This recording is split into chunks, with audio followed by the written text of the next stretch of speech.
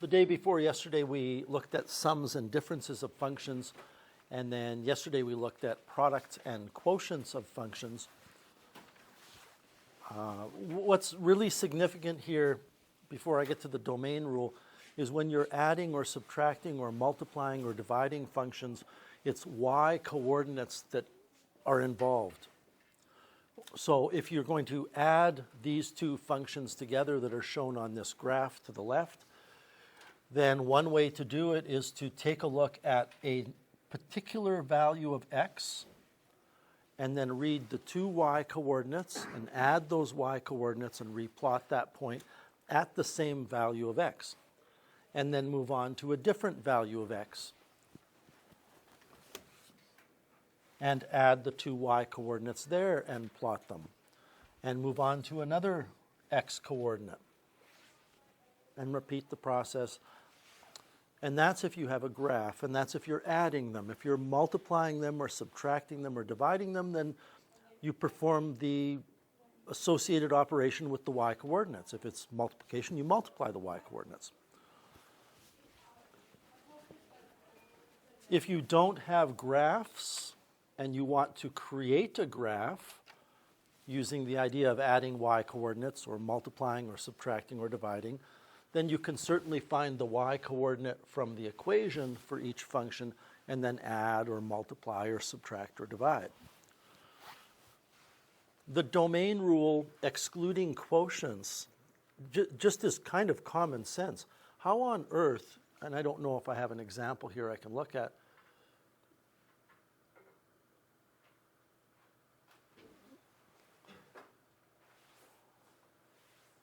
well, imagine that this red graph didn't start at negative infinity and went to infinity, but it started here and looked like that.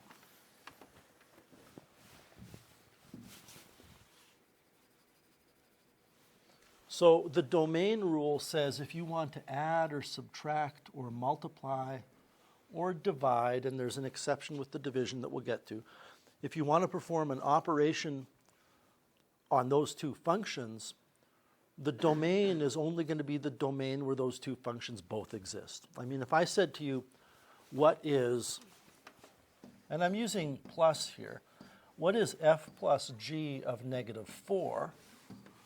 That question doesn't make any sense because you're asked to determine the sum of the y coordinates at negative 4, but at negative 4, the red function doesn't exist.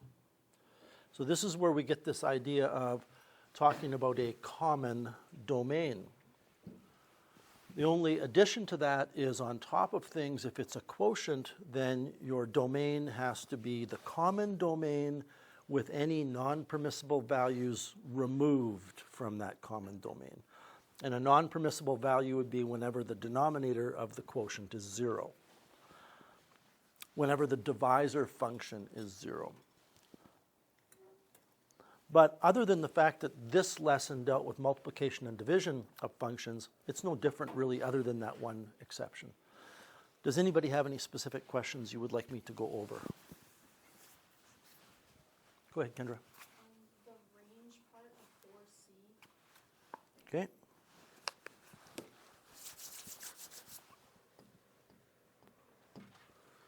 So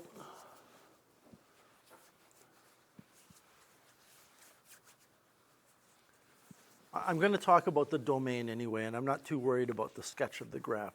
The difficulty here, though, is if I'm absolutely not concerned about the sketch of the graph, there probably isn't an easy way to find the range, okay, necessarily, and we'll go through it. So we have f of x is 1 over x plus 1, and a couple of observations about this. We have this non-permissible value, which happens to be, in terms of a graph of this function, happens to be a vertical asymptote. Because in Chapter 9, we learned that if you have a non-permissible value in a rational function, and that's what this is, that does not cancel, it's responsible for a vertical asymptote. On the other hand, we have a horizontal asymptote of y. Well, I want to be careful on how I write this. When I say x is not equal to -1, what I mean is there's a vertical asymptote at x equals -1, just to be picky. Because the degree of this numerator of this rational expression is 0, and the degree of the denominator is 1, the degree of the numerator is less, which means that we have a horizontal asymptote at y equals 0. And that's just a rule that we have to get used to. If the degree on the top is more, there is no horizontal asymptote. If the degree on the top is the same, then you divide the coefficients of the highest degrees. And I don't want to get sidetracked too much with that. Just trust me, we should know how to get there's a horizontal asymptote there. When you take a look at g of x, well, we should know what that looks like. There's an asymptote here, there's an asymptote here, it looks like this, and it looks like this. Okay. From the very first lesson in chapter 9. Now, if you want to find the domain, well, we want the product, is that right? Yeah. Okay, so we want the product. Well, that's pretty easy. The product, I don't know if they call it h of x or not, but quite frankly, I couldn't care less. The product will be this. And now I can answer your question and say that we'll be able to answer for the domain and range here without graphing it. We may get a kind of a bit of a visual in our head of the graph, but the reason why I know that we can do that is that h of x is this rational function. And we shouldn't need any special tools to determine domains and ranges of rational functions. For example, I know that the domain is that x is not equal to either of those numbers because they're both non-permissible. And if you were to take a look at the domain of f, the domain of f was that x is not equal to -1, correct?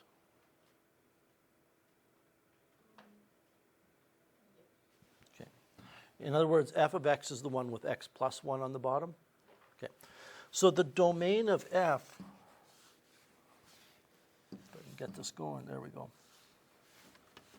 is that x is not equal to -1. So if I were to try to draw that on a number line,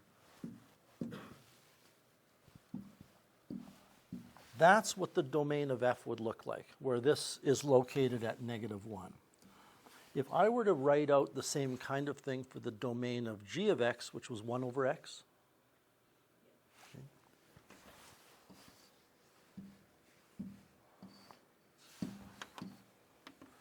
then this is the domain of g of x.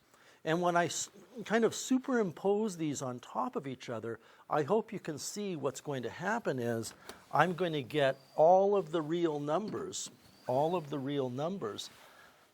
except for the 0 and the -1. So that's why the common domain is what it is.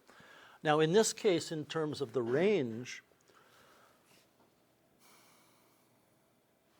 I would suspect that y is not equal to 0 for the range, but even I am unsure.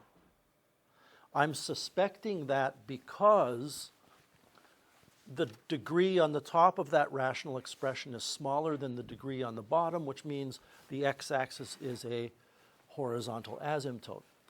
But horizontal asymptotes can be crossed as long as the graph is asymptotic on the ends. I know enough about math to be able to look at this, and I'm pretty sure it will not cross. But I'm not 100% sure without doing some other math. So in the end, we are back to, there's no singular way to find the range. You should look at the graph. And there's nothing wrong with grabbing our graphing calculator here. What I'm literally telling you is I don't think a Math 30-1 student would be expected to know what this looks like without the aid of technology. And just for my curiosity's sake, I want to take a look.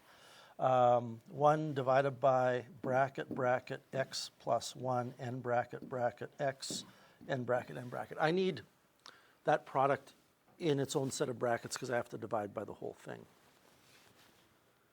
Zoom 6. Yeah. I'll put a box around it. That's kind of what I thought it was going to look like, but again, I'm not entirely sure unless I do this, or start generating a table of values, or start doing some calculus from Math 31 that can tell me the features of the graph.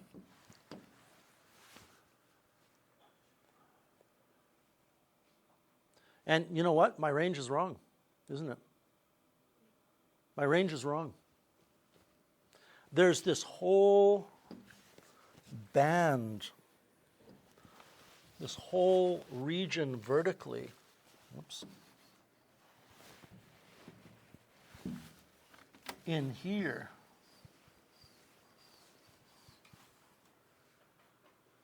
that the function doesn't exist in. So if I wanted to know the range, we've come this far, we might as well finish it off. I would need to know the y coordinate of this point, which I'm just going to call it A.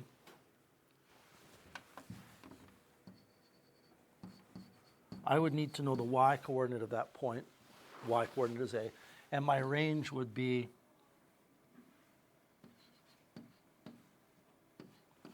that. Y can be oh no, it wouldn't. I've got it backwards. My range would be y, this is a goofy one, y is less than or equal to A, and y is greater than 0. That would be my range. And, you know, to find that value of A without using calculus, you could go to your calculate menu and choose maximum. That works not just for quadratic functions, it works for any function where you have a local maximum, a region where there is a maximum value. I don't know where my x is. There it is. Put my cursor to the left, put my cursor to the right. I'd be kind of surprised if it worked out to be a nice number. And I'm surprised. -0.5. Sorry, -4. I don't think there's a way, there's definitely not a way for you to find that value of y using the math you know in this course. So I just have to. Yeah. And again, I'm glad we're having this conversation because I have said a couple of times, we got these domain rules, but we don't have a range rule. It's kind of, you open up your toolbox and you use whatever tools you have at your disposal. In this case, it's a graphing calculator. Okay, other questions? Go ahead. This isn't really a question for the question. That's fine. I don't understand the concept of how it can cross the asymptote, like how the line can. How it's allowed to cross? It's allowed to cross it, yes. Well, I can give you a general explanation as to why it's possible. Then I can give you an example that shows it.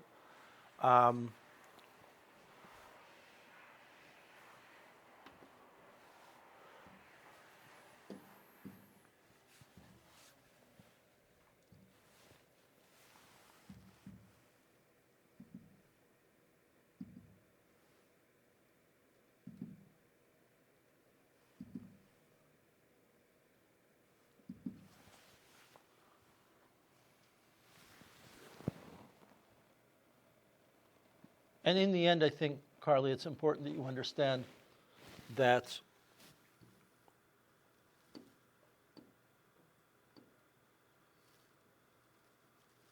I might have the wrong lesson. Give me a second. I think it's just important you understand it can. You're wondering why, and I'm going to explain it.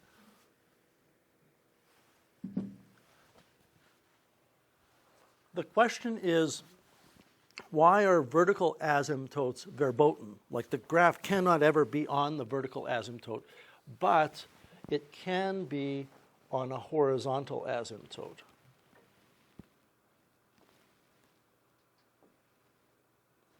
There it is. And the reason is that what makes an asymptote is the behavior of the graph at the ends of the asymptote. So when we have a vertical asymptote, perhaps the graph looks like this. And what essentially happens is as you follow the path of the graph up and down, it's an asymptote because the graph gets closer and closer and closer and closer to that vertical line. And that means the opposite must be true here. Not as you go up for y, it closes in on x, but as you go up for x, it closes in on y. Now, the only things we ever graph in this course are functions, unless we're asked to graph the inverse of a function, which turns out not to be a function. But in terms of rational functions, we graph rational functions. The word function means every x coordinate has only one y coordinate, and that means that a graph is not allowed to go back and forth if it's a function. So the reason why you would never encounter this, although this is a relation, there's a mathematical description for this graph. The reason why we wouldn't encounter it is it's not a function. Okay? But functions, although they are not allowed to go back and forth, are allowed to go up and down. So it's very possible that you could get a graph that looks like this. Is that good? Yeah. So I can give you an example. I just have to, I'm pretty sure I have one. I'm going to graph y equals x over x squared plus 1.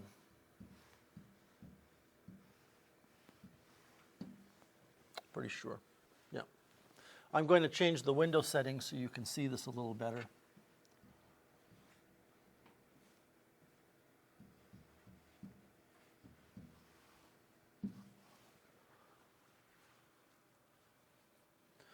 And that graph is asymptotic at negative infinity for x and positive infinity for x, but it does pass through the origin.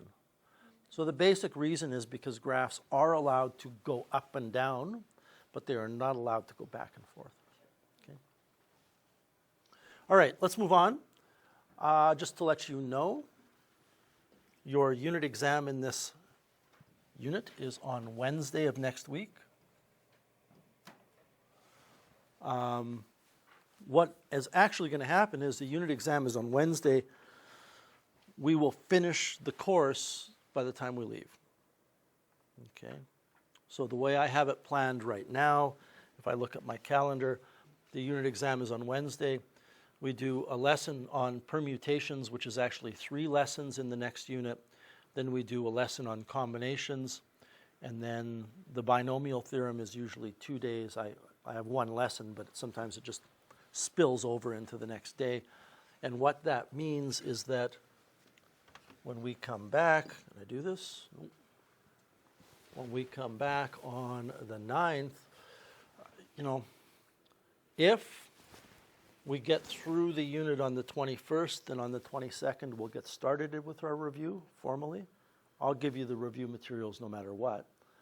And if that's the case, then when we get back, we'll have 1 day to review and then our exam. And I'll talk about what you should be doing over the holidays when the time comes, but what you should not be doing is putting your books in the trunk of your car and then getting them out on January 9th. Okay. If that last lesson spills over into that Friday, then our unit exam in the final unit would be on the 11th. Regardless, now I have to find out something. How many of you are in social 30, a 30-level social? Do you know when your diploma exam is? How many of you are in English? Okay, so the problem here is going to be there are days where you have those exams. I guess I can look. And I'll sort out the details of this later.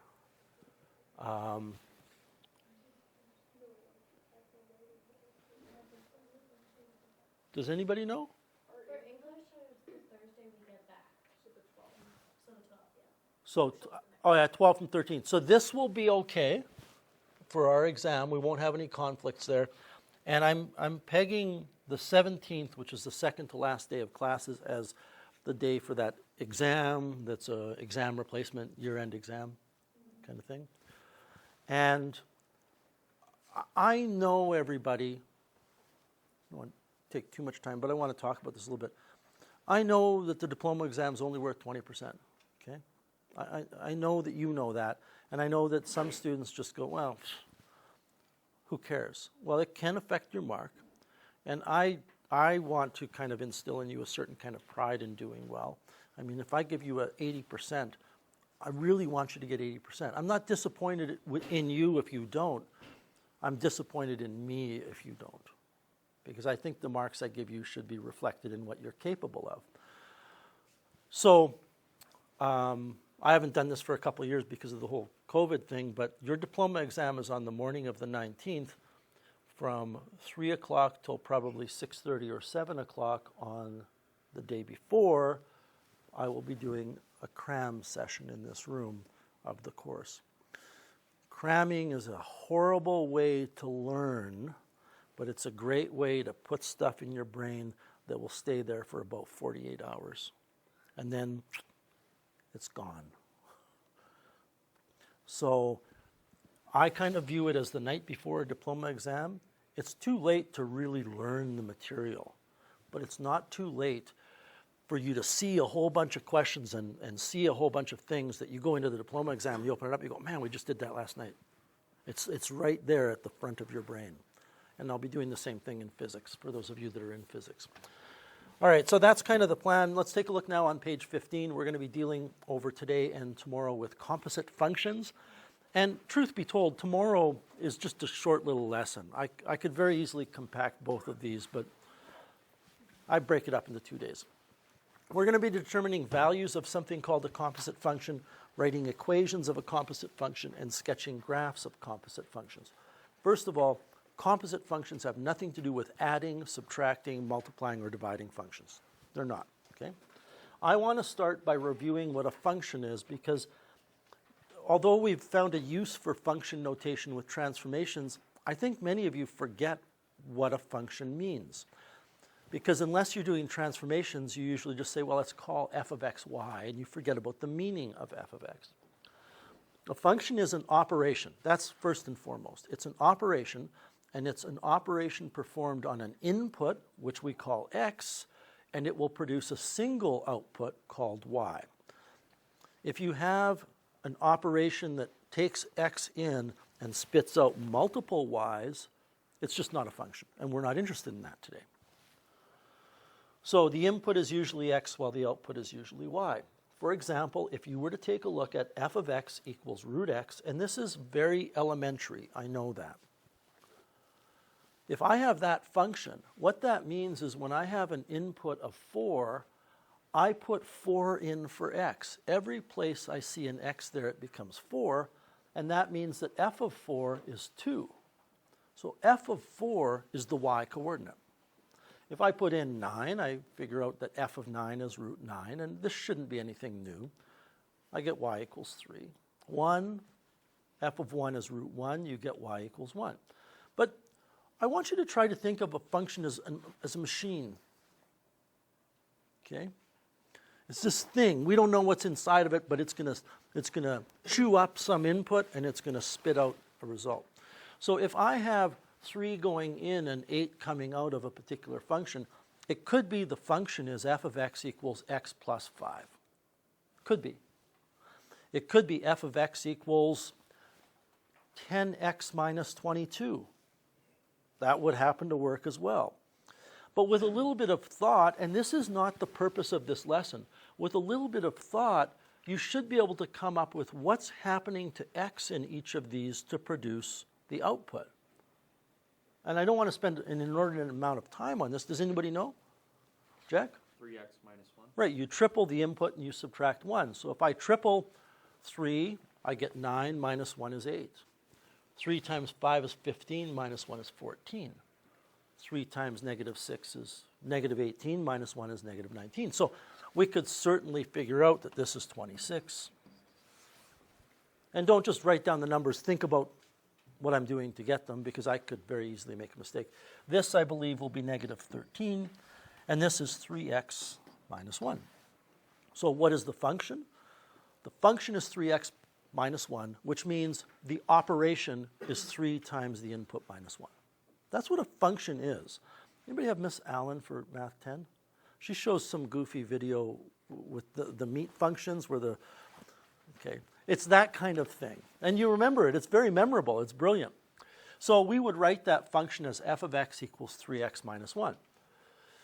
What a composite function is two or more functions where the output of one function becomes the input of the next function. It's a simple idea. So if I have this function, and this is not in your notes, this is just some extra stuff that I want you to sit back and think about. If I have this function where the function is subtract 3 from the input, which means I could write f of x equals x minus 3. And I have this function, which says take the input and square it. And that means I could write g of x equals x squared. Are you still with me? Then this is a composite function where I put the output of f in as an input in g. So just to pick a number here, if I picked 11, if I subtract 3 from the input, I get 8, which means f of 11 is 8. But to find out what the output of the entire composite function is, I throw that 8 in here, and it grinds away on it, and it squares it, and I get 64. So f of 11 gives you 8, but 11 put into the whole composite gives you 64. I want to point something out to you. If I take those two functions and just switch them, and I decide to put in the same input, I hope it becomes very clear very quickly you will not get 64. If I square 11, I get 121. If I subtract 3, I get 118. Is my math right there? Pretty sure. And the point I want to make to you is unlike adding functions or subtracting functions, unlike adding functions or multiplying functions, compositions of functions, order matters. You can never find a case where, I shouldn't say never. Order matters with compositions. Okay. If you were to look at the front page of your unit handout, I have two functions here, and it turns out that this function up top on the right is the result of putting g into f, whereas the function on the bottom on the right is the result of putting f into g. They're totally different. Don't worry about the notation. Okay. So what's going on in these functions? What am I doing to 0 to get 1 that I can do to 2 to get 9, that I can do to negative 3 to get 11, negative 11? Any ideas? And again, this is not the goal. This is just to get your brains percolating a little bit. You got it again? Yeah. 4x plus 1. 4x plus 1 works.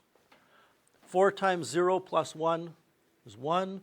4 times 2 plus 1 gives you 9.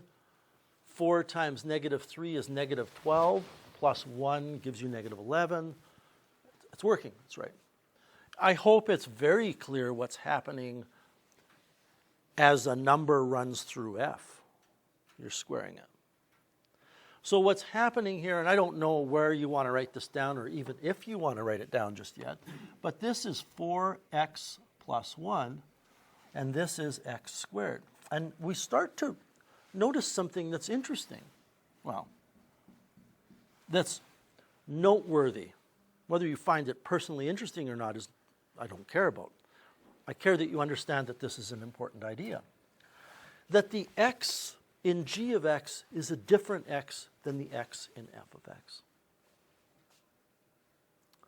And if you're following along so far, you will understand that the x in f of x is actually 4x plus 1, where that x is the x that goes into g. So to really kind of cut to the chase here, when you put in x into g of x, what comes out? 4x plus 1. So the input in f is 4x plus 1.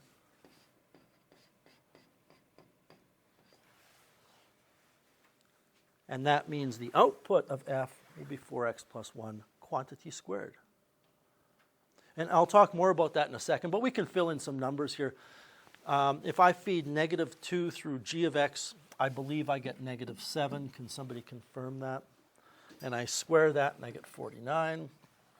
3 is going to give me 13. Squared gives me 169. And again, the numbers are not important. What's important is this end game here. What this is saying, everybody,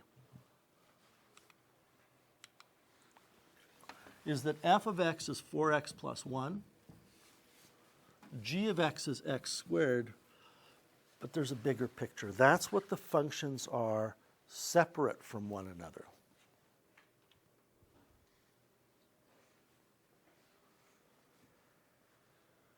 So if you turn the page now, I think we're done with that page, yes? Okay, if we turn the page, this is what I'm talking about. This whole thing, let me show this to you in a slightly different way. If I don't lock up my computer. No, I'm not going to bother. This whole thing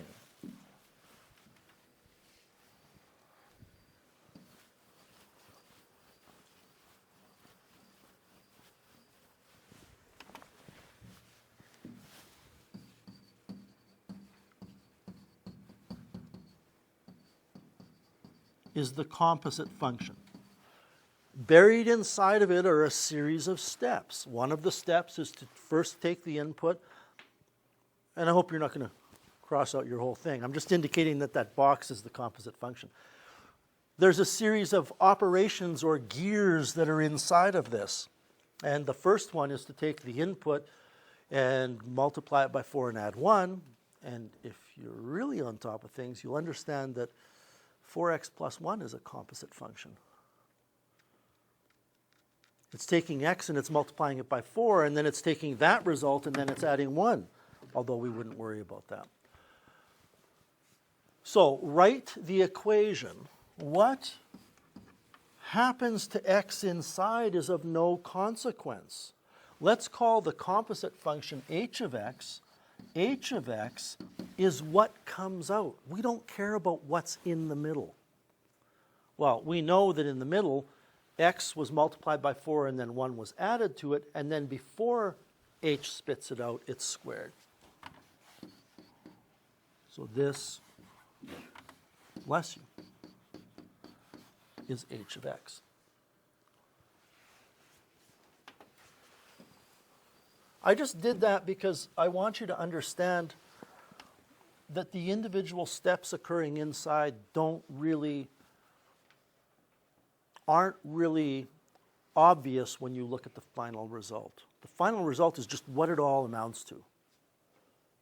Okay. Any questions so far?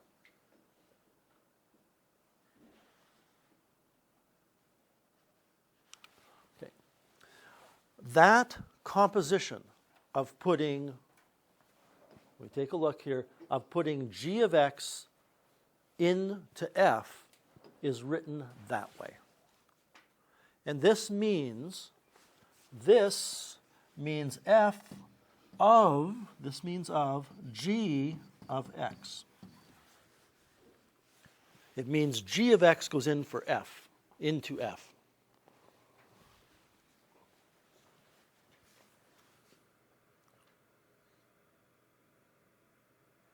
I'm going to talk more about that in a minute. But you need to basically recognize that this notation means that this function goes into that function. The order is important. If I wanted f of x to go into g of x, then I wouldn't write that. I would write something different. So this new function is called a composite function. For example, and I'm not sure that this is in your notes, but it doesn't matter. If I had these two functions, is this in your notes? Okay. Is it already filled in? What is f of g of x? Well, what that means is that. What that means is I'm going to put g of x, I'm going to put this in for x in f.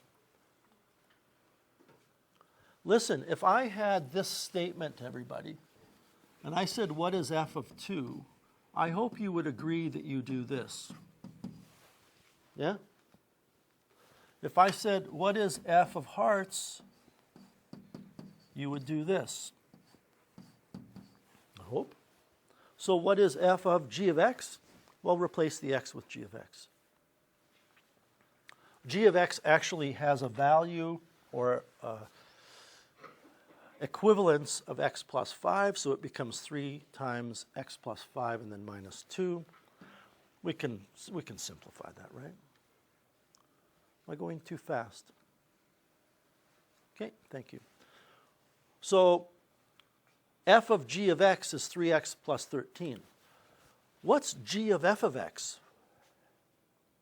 So what does g of f of x mean? It means this, g of f of x, and that means that f of x goes in for x in g of x. The idea in principle is not complicated, but it can be confusing. You can mix up the order very easily. And if you think you will never mix it up, I hope you never do, but you probably will at some point. I will from time to time. I'll just get it backwards. So clear, careful, organized thought is what's called for here. What is g of x? Well, g of x is x plus 5. So what g of f of x means, everybody, is we have to take this and put it right there. We have to rewrite g of x. We have to rewrite g of x, which is x, the input, plus 5. And if it were g of 3, I would go 3 plus 5. If it were g of pi, I would go pi plus 5. It's g of f of x. So I'm actually going to do this, which many of you wouldn't even bother with. How many of you would just simply write that? But I hope, regardless of what you would do, you understand those mean the same thing. So this is g of f of x.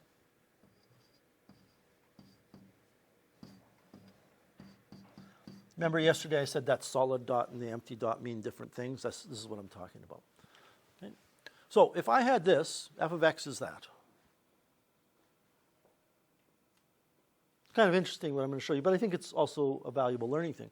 And g of x is that. Chocolate chip cookies and vanilla ice cream. What is f of g of x?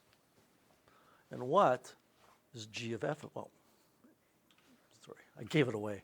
What is f of g of x? Well, that means, I'll just show you the other one. That means that g of x goes into f of x. That's not a perfect analogy, but you get an ice cream cookie. The ice cream is in the cookies. A student a couple of years ago said, well, shouldn't there be little bits of ice cream within the cookies? Yeah. But you get the idea. The ice cream is in the cookies. What would g of f of x look like? What would it be? Cookies and ice cream. Yeah.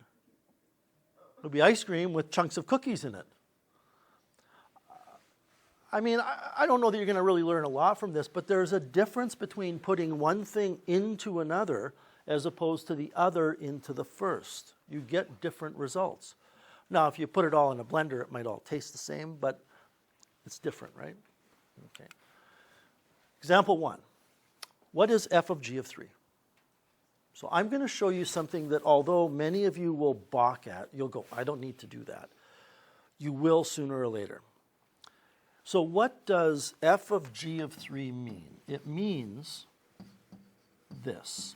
It means that 3 goes into g, and then whatever comes out goes into f. And the thing I'm going to show you is a graphic that I think if you do it on a written response, the marker looks at it and goes, this person really understands what's going on. This is what I'm going to write a lot of the time. This is 3. It's going to go through the function that is g. You're going to get something coming out which will go through another function that is f, and what comes out is your answer. That's what this means pictorially. 3 goes into g, the result goes into f, what comes out. I don't even know that I need to write anything down here. When I run 3 through g, g is x plus 6, I get 9.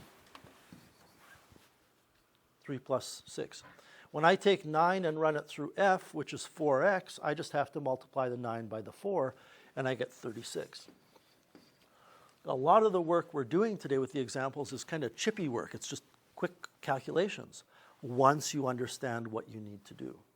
Any questions with 1a? All right.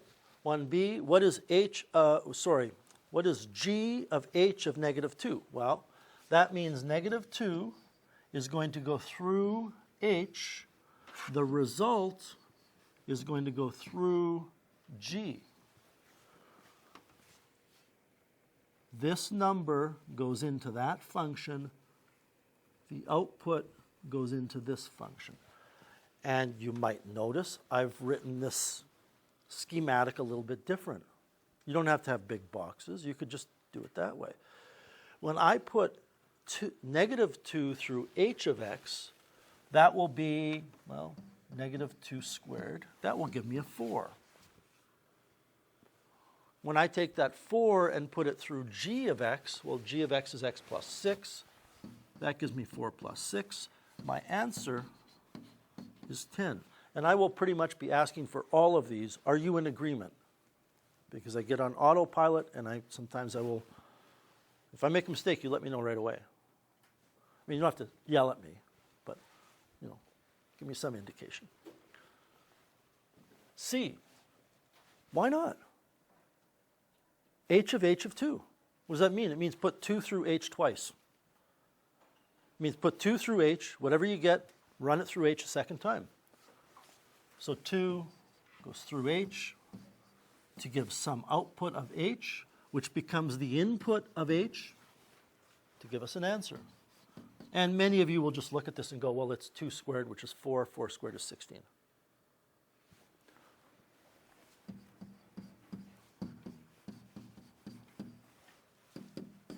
Getting the hang of it, I think.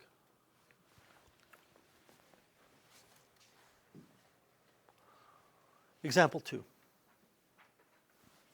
Consider the function f of x equals root x minus 1 and g of x equals x squared. What is f of g of x? So now we're back to a general statement. F of g of x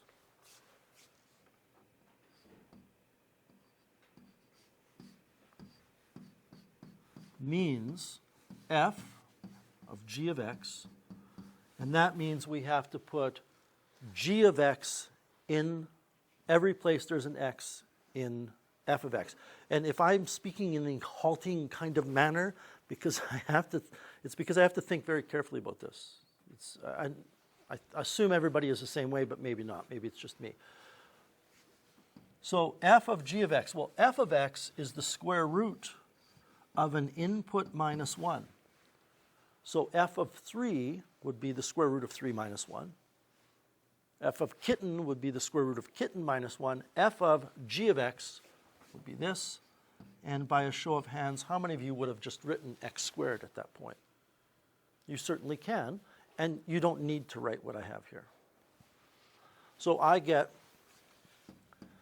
f of g of x equals the square root of x squared minus 1.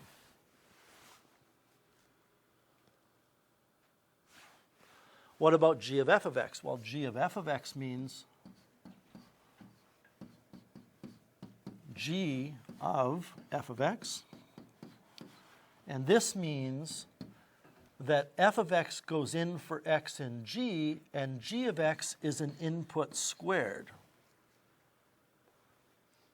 Which means we have to take f of x and put it as the input in g of x, and that means we're going to get f of x squared, or the square root of x minus 1 squared. And it's not x minus 1. It's not x minus 1. And what I will say to you, I don't know how deep I'm going to go in this hole to explain this to you, but what I will say to you is it's very similar to rational expressions. Just because you cancel something doesn't mean the non-permissible values go away. Now, this is a function where an original x goes into something first, and the original x goes into f first, doesn't it? Like if I said, what is g of f of negative 5? Okay? That negative 5 has to go in here first, doesn't it? Can you do that? No, you cannot.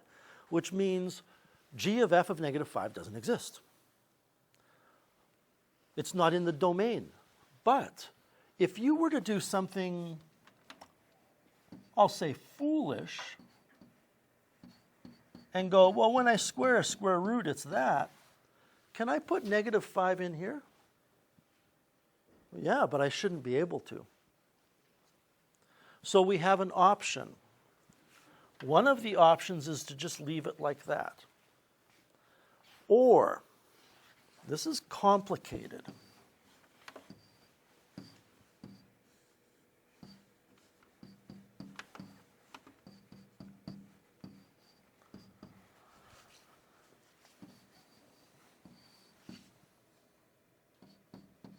This is the function we're talking about here at the bottom of the screen. I hope you would agree. Think of this as like you're trying to get into a club and there's two door people you have to get past. Okay? This root x minus 1 is going to let values of x through or not, based on the fact that x minus 1 better be positive or 0.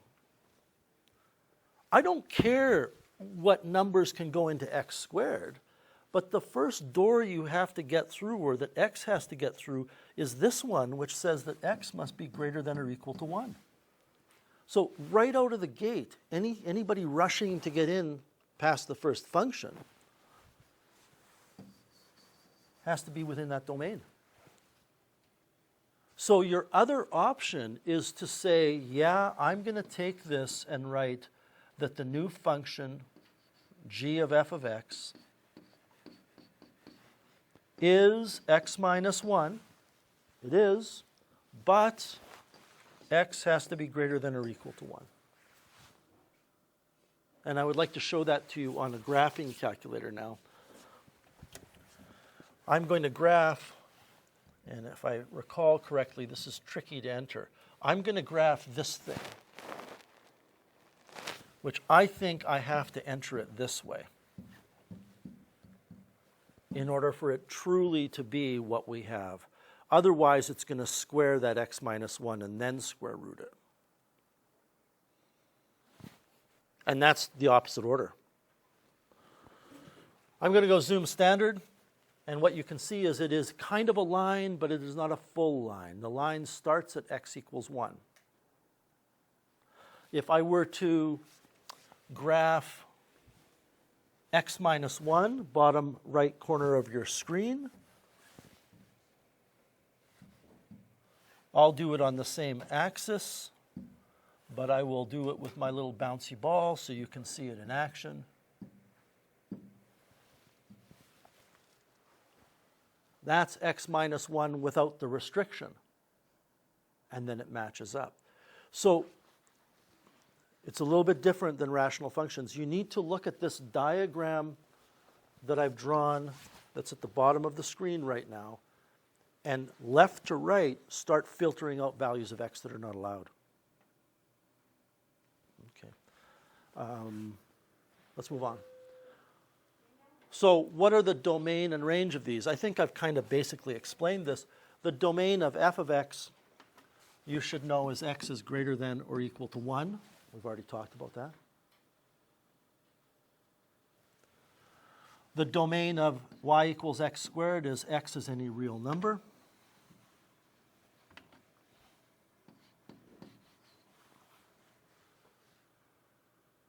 I'm writing my answers over here. I guess I should write them over here. X is greater than or equal to 1. X is any real number. I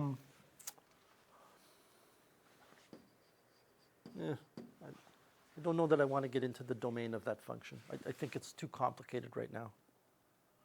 I can talk about it later, but I don't want to right now.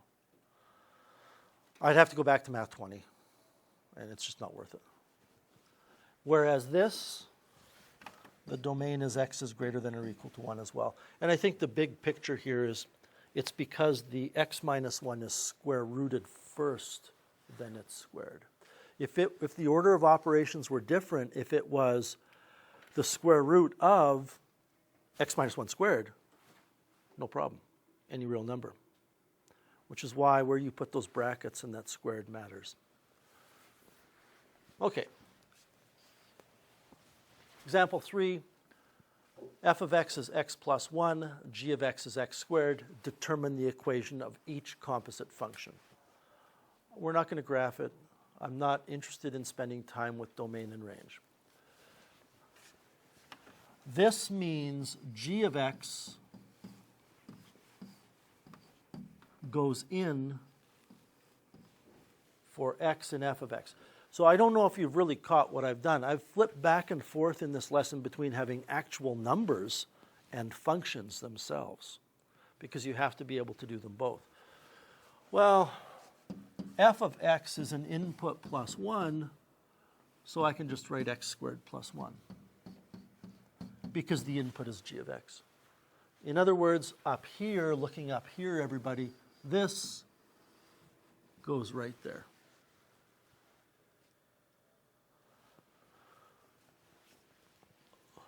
G of f of x, well then, that means f of x goes into g. This time this goes right here.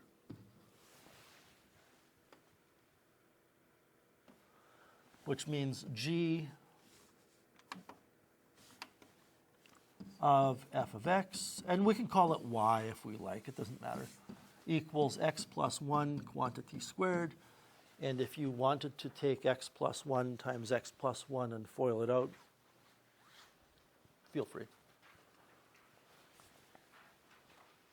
F of x, again, because we can. This is the snake eating its own tail. This means you're going to take f of x and take it and put it in for x in f of x.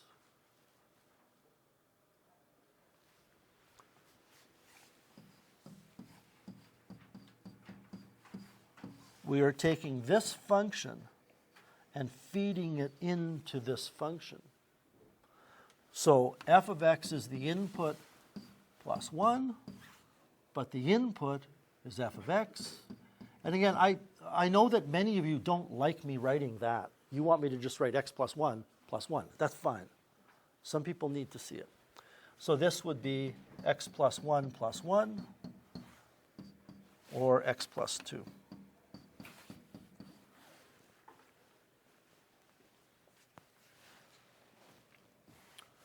G of x, well, it's x squared, right? To write this out, and I'm not going to write these always the same way. What this means is we have to take this whole thing and put it in here for this thing. So x squared goes in for x in x squared. We get y equals x squared squared, or y equals x to the 4.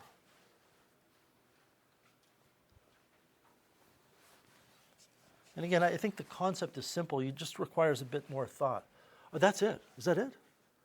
Okay, so I could very easily, I could have done the next lesson as well, but want to give you some time to work on this today. Don't forget that assignment, which was originally supposed to be due Monday, but I didn't give it to you until Friday. I changed the due date to Wednesday because of that, and yesterday I said, give it to me tomorrow. Just for clarification, when it asks, I don't know who the people are, Gloria and and who? Jay. Oh, that must be from Modern Family. Jay and Gloria have two investments. When I say when does Jay's investment reach Gloria's or vice versa, whatever it is, I'm not talking when does that person's reach the original value. I'm talking they're both rising. When does the loser start to become the winner?